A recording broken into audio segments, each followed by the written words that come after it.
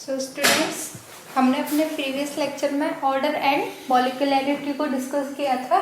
तो अब हम लेंगे जीरो ऑर्डर रिएक्शंस। जो आपकी जीरो ऑर्डर रिएक्शंस होती है वो होती है जिनमें आपके जो रेट है, रिएक्शन रेट है, वो आपकी रिएक्टेंट की कंसंट्रेशन पे डिपेंड नहीं करती है। तो देखो, उसके लिए हम निकालेंगे डिफरेंशियल रेट इक्वेशन, यानी कि अवकलित वेग समीकरण। अवकलित वेग समीकरण। तो मान लो ये कोई रिएक्शन है, ये आपका रिएक्टेंट है और ये रिएक्ट करके क्या देता है, प्रोडक्ट देता है। और आपके एट t इक्वल्स टू 0, जब टाइम 0 है तो इसकी कंसंट्रेशन क्या है, A0 है। और यहाँ पे आपका प्रोडक्ट की कंसंट्रेशन क्या रहेगी, 0 रहेगी। और एट t, अगर टाइम को क्या लिया जाए, t, तो यहाँ पे इसकी कंसंट्रेशन क्या हो जाती है, यहाँ पे a मान लेते हैं इसको, स्मॉल a, ये a माइनस x, और इसकी प्रोडक्ट की कंसंट्रेशन क्या हो जाएगी, आपकी x हो जाएगी। अब इसके लिए अकॉर्डिंग टू रेट लॉ के अकॉर्डिंग देखें तो R equals to dx over dt directly proportional to a की पावर 0। जस्ट बिकॉज हम क्या सपोज कर रहे हैं, एक ऐसी रिएक्शन है जीरो ऑर्डर की, और जीरो ऑर्डर रिएक्शंस में आपकी जो रेट है वो कंसंट्रेशन की पावर 0 पे डिपेंड करेगी। अब देखें तो आपका dx over dt equals to क्या आएगा, अगर प्रोपोर्शनल के साइन को हटाएंगे तो आपका कांस्टेंट लेना पड़ेगा, उसको k नोट कर दिया है मैंने, और ये आपका आ जाएगा कंसंट्रेशन की पावर 0। और ये आपका जो k नोट है वो क्या कहलाता है, rate constant for zero order reaction. क्योंकि आपकी जो यहाँ पे देखना, a की पावर जो 0 है उसकी वैल्यू क्या हो जाएगी, 1, इसलिए आपका dx upon dt equals to किसके इक्वल आएगा, k नॉट के। और ये आपकी कहलाती है differential rate equation for zero order reaction. Differential rate equation for zero order reaction. इसको हम रिएक्शन नंबर 1 कह देते हैं। अब डिफरेंशियल रेट इक्वेशन हमारे पास आ गई। अब हम क्या निकाल सकते हैं, इंटीग्रेटेड रेट इक्वेशन। अब हम इंटीग्रेटेड रेट इक्वेशन की बात करेंगे।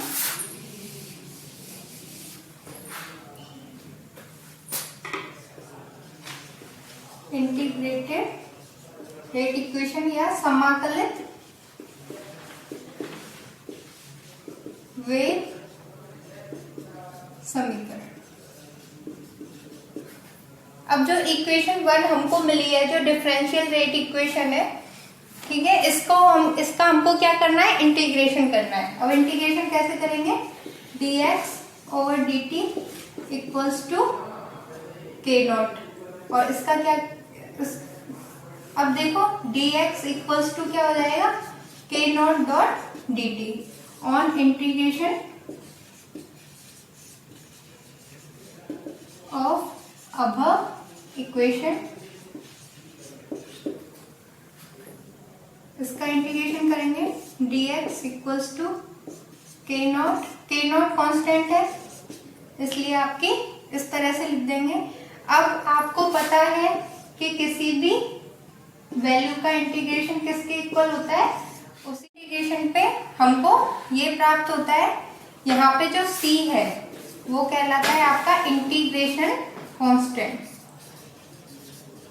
इंटीग्रेशन कांस्टेंट और ये जो आपका इंटीग्रेशन कांस्टेंट है इसकी वैल्यू हमको फाइंड आउट करनी है। इसको हम कह देते हैं इक्वेशन नंबर 2। अब इक्वेशन नंबर 2 में जो इंटीग्रेशन कांस्टेंट है उसकी वैल्यू हमको क्या करनी है, फाइंड आउट। तो हम लेंगे एट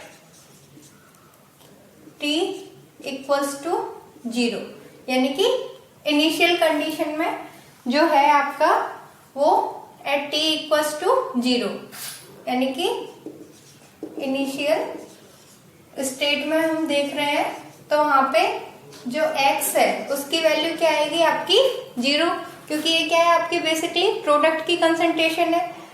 आपने देखा था स्टार्टिंग में x क्या थी आपकी प्रोडक्ट की कंसंट्रेशन, और जब t 0 है तो आपका प्रोडक्ट कुछ बना ही नहीं है, इसलिए उसकी वैल्यू भी क्या होगी 0।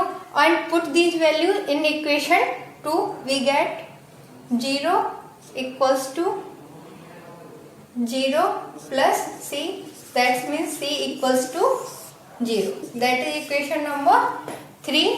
एंड इसकी वैल्यू c की वैल्यू हम कहाँ रखेंगे, इक्वेशन नंबर 2 में, and we get put the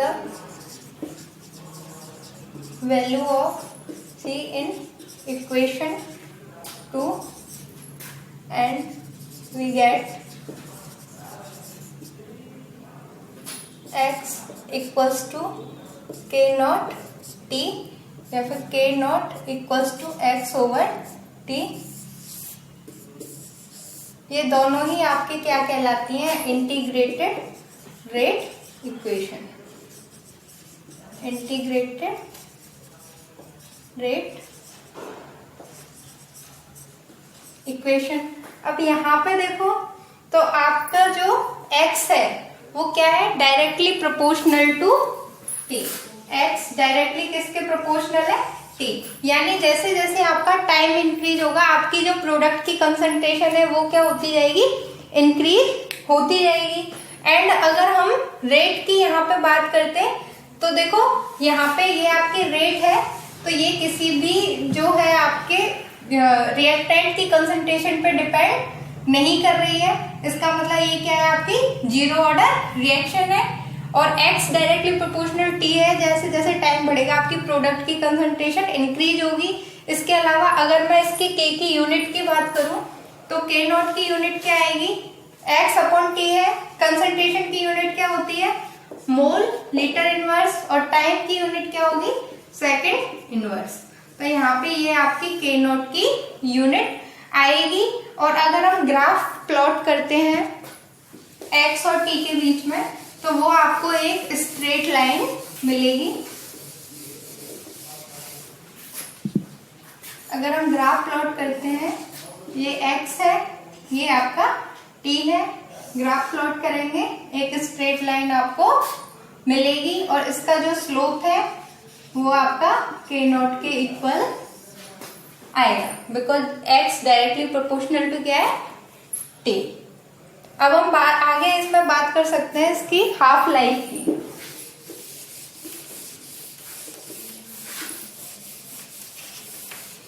तो जीरो ऑर्डर रिएक्शन में